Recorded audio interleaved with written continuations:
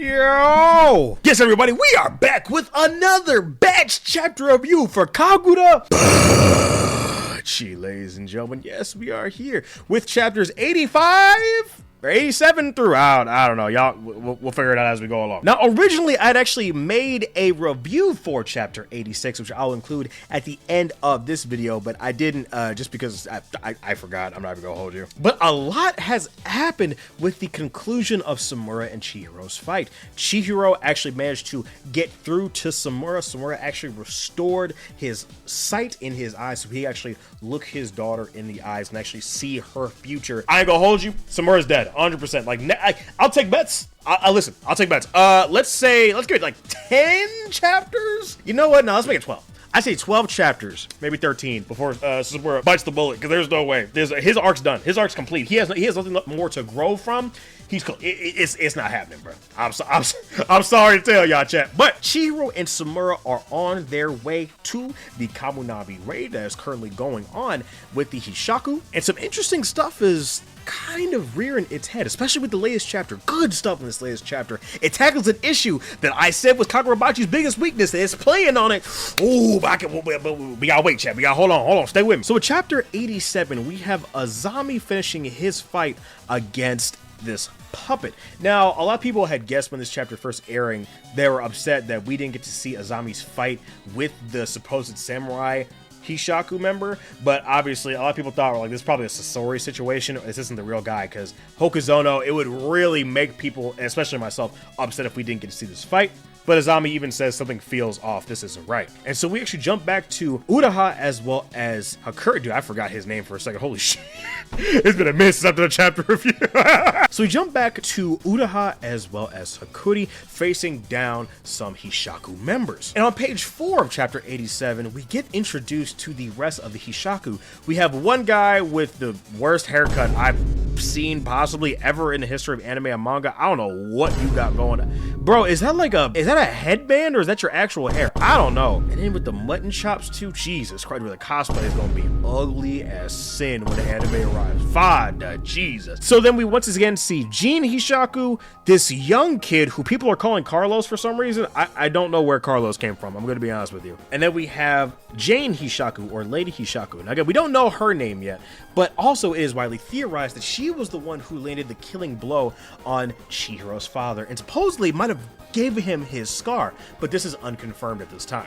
And so we see the Hishaku talking, bonding a little bit, talking about how nervous they are before their operation, which humanizes them in some sense. This, while yes, is a very evil and criminal organization, they're still people. This humanizes them. And even Yura's talking about the fact that, yeah, I might die, but hey, it's worth it. And Yura actually plays a game with an old man within the headquarters. He says, I'll toss a coin. If I win, you'll direct me to the restroom, okay? And the old man says, if I win, and then Yura says, you can take my life. I'm the ringleader behind Rokuhiro Kunishige's assassination. If you win the coin toss, you'll go down in history. And old man says, why would you do that?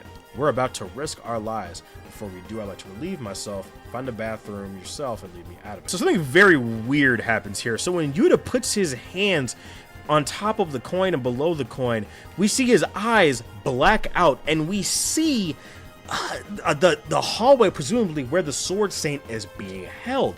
And he says, I knew it, the gods are on my side. Now there's a translation that's a bit different. If I can find it, I'll put it on screen, but apparently it's generally implied that he worships the sword saint himself as a god in the original Japanese translation. Now there's a couple things and theories that I've seen. Now the most crazy cracked out theory that I have seen is that Yura is a physical manifestation of the Shinuichi's bloodlust and thirst for death, and it actually spawned a human or a human being or something. Then there's another one where Yudo might have been its first victim, but we don't know. But I think it's very interesting how his eyes black out, and it's almost like a horror movie, or we're seeing what the sword saint sees. Presumably, I think that's what this POV shot is. Let me know down in the comments below what you guys think this shot specifically is. So Yuda actually makes a very funny claim. He says that while yes, Carlos, we're just gonna call him Carlos for the sake of this video, while Carlos is nervous, he has nothing to worry about. he's the strongest fighter in the Hishaku. I'm gonna be honest with you, I don't believe that to be true. I don't. Yuta, he's not, we know from his interactions, he said something very similar about Hirohiko, and when Hirohiko got damaged, yeah, he wanted to get him back into the fight, but only saw him as a tool. We know that Yuta literally put him in harm's way so he could grow. If Chihiro decided to kill him, he would have been, whatever. He said very similar things to Hirohiko, so I don't believe this to be true. I could be wrong. I would like to be wrong, but I don't. I mean, this kid looks relatively young, unless he has some sort of like death pact where if you 1v1 him, you have to kill each other. I don't know. I don't know. I don't believe it. And so then we have Mutton Chops talking to some of the intel guys. Now, Mutton Chops, actually, he's a cool cat. I like Mutton Chops a lot. I don't remember his name. I think it was said at some point during this, but I don't remember. But Mutton Chops actually defends one of the intel members. He sees that one of the intel guys is actually a rat, and he was actually counting down for the Hishaku to actually pop in and make their entrance undetected. This splash page of the Hishaku members landing is actually, it's so cool. If you would have read another manga, or you have just been blindly turning, you would have thought these guys were the good guys. Like this shot's actually crazy. Hella aura. S tier on the aura tier list. And the Hishaku actually run into Uraha as well as Hakuri. And we get the reveal that Uraha's original sorcery is now back within his body after his link with Kumayuri was severed, and he finally decides to go on the offensive. Now, it has been 20 years since he used his original sorcery, but Unk still got it. Unk still got it, man. So we move on to chapter 88. We have Mutton Chops trying to organize an extermination of all the Hishaku members within, and actually trying to regroup all their allies from outside the base back in. All lower-ranking members are still ordered to remain in place, and the elite forces have orders to eradicate any and all Hishaku they see. Now, Yura actually didn't foresee that Uraha would be back, so I don't believe that Yura has some sort of foresight or anything like that. It might be limited, but he's not omniscient, so I am glad to see that he is still able to be surprised, and things don't always go according to plan for him. So that's what makes good villains, is if they can adjust, if they can actually roll with new information and new stimuli that they encounter. That's what makes a good villain from a bad villain. For me personally, when it comes to certain media, if a villain knows everything that's going to happen all the time and makes them not interesting, it's my issue with Yuhabaha in Bleach, right? Well, yeah, it's interesting to see the main cast get through this. I like my villains to actually kind of roll with the punches and actually come up with contingencies. And before one of the newer Hishaku goons manages to rush down Uraha and Hakuri, he is actually bisected from the ceiling above, and we get to see Kiri, one of the elite members of the Kamunabi. Now, very interesting thing about Kiri, number one, the entire fan base was thirsting over her when we actually got a peek at her character design. It's very cool. I like it. Obviously, I'm a sucker for girls in glasses. But the progenitor of the white purity style is actually her grandfather. And Uraha and Samura actually babysat her for a while her grandfather was off doing whatever. I have no idea. And so you remember how I said that his location was currently unknown? Well, actually, apparently he's just living out in the mountains somewhere, but he does text his granddaughter regularly and check up on her. Now, she does want to, quote unquote, kill her grandfather. I don't think she's actually going to try to kill him, but she does want to defeat her grandfather in combat because he's an old guy from a very, very different time, and he thinks that, you know, their swords are too heavy for women. So people were shocked. They're like, oh, my goat's washed. If he's like over the age of 60, 70, like even like 50, he's not going to be very progressive, which is fine. Like, it's not fine, but you know, it's just, you gotta understand, he's cracking the times, man. It's okay. Not misogyny. Misogyny's not okay. You know what I'm saying? And so Carlos tries to rush Uraha from behind. Uraha ends up kicking him in his shit, just we actually get to see the tattoos on Uraha's face begin to mend and move, and so his sorcery apparently is sort of buffing his physical abilities. Yuta says that his power enables him to fortify one ability at a time, so I'm assuming physical abilities, so like a sense of smell, speed, basic physical attributes like that. Yuta actually does something crazy. He pulls a sword out of a book. Like one of these Shaku members just holds a book open, Yuta pulls a sword out of it. That's sick. That's actually really cool. Nah, just power, motherfucker.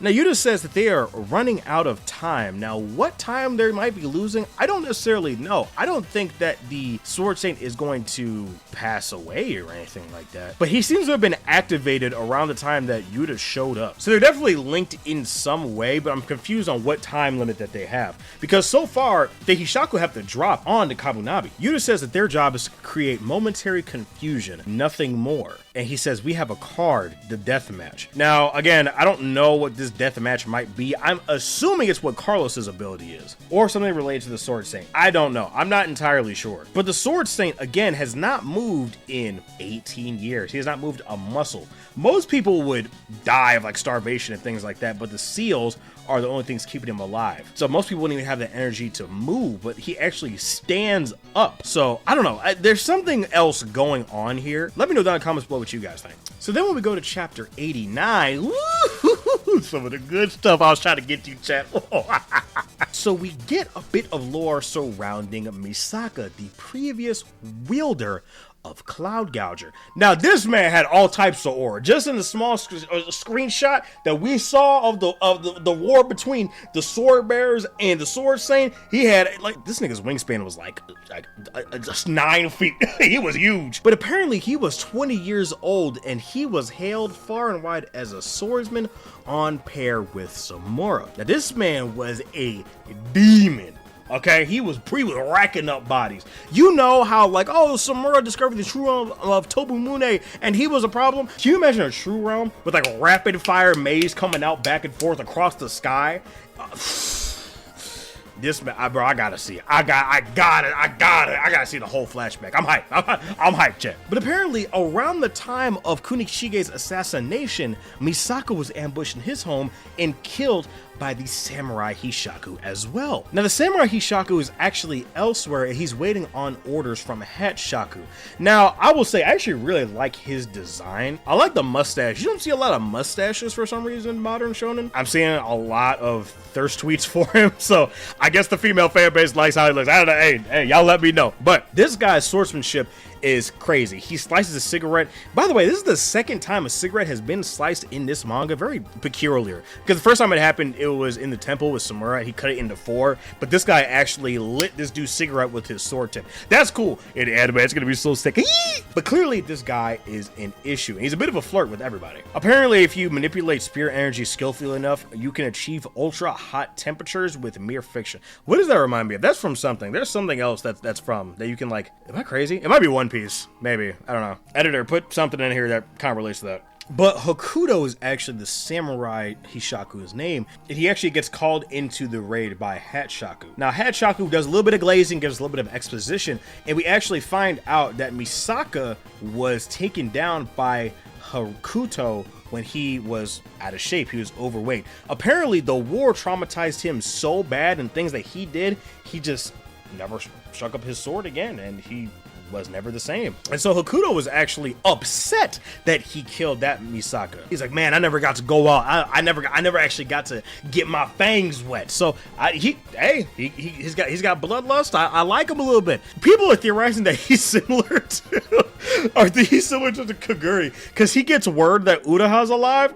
and he actually just like focuses in and locks. He says, I gotta find him and kill him. The Shishaku are just so weird and quirky. I like them. They're actually Hokuzono, he has to be like a JoJo guy or something because you bond very quickly to these just weird villains. They're all so odd. So Hokuto, the real samurai, is on his way to the Kamunabi headquarters. Again, not good, not great. Now, again, at the time this is all going on, it's like been maybe 10 to 12 minutes, if that. It's not been a very, very long time. And so we transition to somebody else. Now, dude, when I saw this page, I knew this dude was wrong. This dude was a problem. So we have some random guy, headphones on, jamming out to a mixtape with logs getting shot at him, and he's slicing the logs as he's bouncing around training. This training is woo!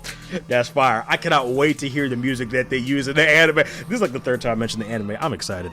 I'm telling you right now. If I don't get a trailer or a key visual for Kagurabachi the anime at Jump Festival 2025, put me on a suicide watch list. Alans, if you're watching this, I know you are. If you're watching this, I will actually fly over to England and punch Alans in the throat if I don't get an anime announcement. I'm just saying, chat. I'm just saying. Anyway, then we actually get lore that the Misakas were a pair of brothers. Twins, actually.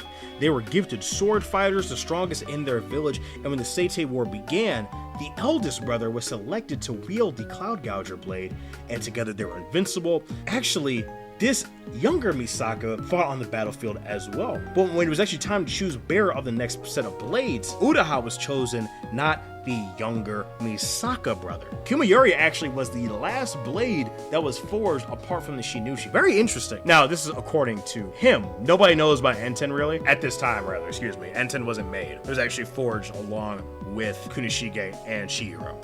But after the war, the eldest Misaka brother lost his will to fight, and he was killed by Hideshi Shaku. And the younger brother never stopped his training. Matter of fact, he was actually motivated. I'm not like my brother. In the 18 years since the war, I've never let my focus on the sword waver. And he says, I've had a long warm-up. Now, he's actually a member of the Togo squad. He's the commander, Natsuki Misaka. So he's part of Shiba's squad. Man, I know this dude's about to be an issue. He does not have an enchanted blade, but we're about to see unmatched levels of aura. Chat, I'm ready. I'm ready. I'm ready. Now, I'm assuming that Azami and Natsuki are going to be in a 2v1 against the Samurai Hishaku because the other ones are on their way to the Sword Saint. But yes, this is what I'm talking about. Let me see what else is going on in the Kagurabachi world. As far as Hokuto's actual sword skills, they're going to be just absolutely ridiculous. There's, EIY parody like everybody else now. But as far as spirit, energy, manipulation, and things of that nature, he's obviously going to be top class. But Natsuki, I don't know, dude. He's got 20 years worth of training at his disposal, and he hasn't aged a day. He's got to be like in his mid to 40. Okay, let me say something right now. The character designs are so funny because this dude looks like he's like 19, maybe 20, and he's got to be in his like mid 40s, mid to early 40s. So I'm very curious to see how Hakuri fits in with all this. Is he gonna transport the Sword Saint away? What I could see being the play is getting Hakuri to the Sword Saint and sealing him in the storehouse with a couple of seals, but I don't know. I feel like that's dangerous business. Because maybe the Sword Saint could break out or something. I don't know. That's rough. How would that work? I thought there's some sorcery mumbo jumbo that would prevent that from happening. The Shinushi definitely has to get teleported away into the storehouse, but the actual wielder, I don't know. But we are seeing more and more lore surrounding the sword bearers. It makes me wonder, how close are we to the inevitable flashback of the Seitei War? I'm assuming we're like less than 20 chapters off because we're seeing more and more and more and more. I'm looking forward to it. I am. But let me know down in the comments below what you guys think of this new batch of Kagurabachi chapters. You guys like them? Do you enjoy them? I'm very curious to see the raid and how this finishes out. Where will Samura and Chihiro end up? I'm assuming it's going to be a deadlock for who can get to the Sword Saint first, and Chihiro and Samura will actually pop in and help Uraha as well as Kiki. So Kiki? Kiri? I forgot her name. Kiri, that's her name. Kiri. We'll see. Let me know down in the comments below what you guys think. It's me, boy Daffy, you guys. Thank you guys so much for watching this video. Please make sure you leave a like and subscribe, and I will see you in the next video. Now, make sure to take care of yourselves, guys, and have a damn good one. Peace.